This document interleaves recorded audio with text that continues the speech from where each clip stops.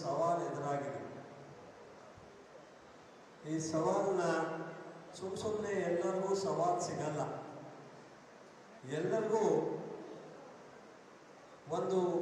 ಇಂಥ ಒಂದು ಸನ್ನಿವೇಶ ಎದುರಾದಾಗ ಅದಕ್ಕೆ ಸಮರ್ಥವಾಗಿ ಉತ್ತರ ಕೊಡ್ತಕ್ಕಂಥ, ಎದುರಿಸ್ತಕ್ಕಂಥ, ನಿರ್ಧಾರ ಮಾಡ್ತಕ್ಕಂಥ ಶಕ್ತಿ ಮಂಡ್ಯ ಜಿಲ್ಲೆಯ ಎಲ್ಲ ವರ್ಗದ ಜನರಿಗಿದೆ ಅನ್ನೋದು ಈ ದೇಶದ ರಾಜಕಾರಣದಲ್ಲಿ ಅನೇಕ ಸಂದರ್ಭದಲ್ಲಿ ನೀವೆಲ್ಲರೂ ಸಹ ನಿರೂಪಣೆ ಮಾಡಿದ್ದೀರ. ಅನೇಕ ಸಂದರ್ಭದಲ್ಲಿ ನಮ್ಮ ಏನು ಇವರೆಲ್ಲ ಒಕ್ಕಲಿಗ ಸಮಾಜ ಅಂತ ಅನೇಕರು ಹೇಳ್ತಾರೆ. ಬಹುಶಃ ಅವರಿಗೆ ಬೇಡ ಅಂದರೆ ಒಕ್ಕಲಿಗರು ಅವರು ಬೇರೆ ವರ್ಗ ನೋಡಲ್ಲ. ಸಾಹುಕಾರ ಚೆನ್ನಯ್ಯನವರು ಅವತ್ತು ಮುಖ್ಯಮಂತ್ರಿ ಆಗೋ ಸಂದರ್ಭದಲ್ಲಿ ಇದೇ ಜಿಲ್ಲೆಯ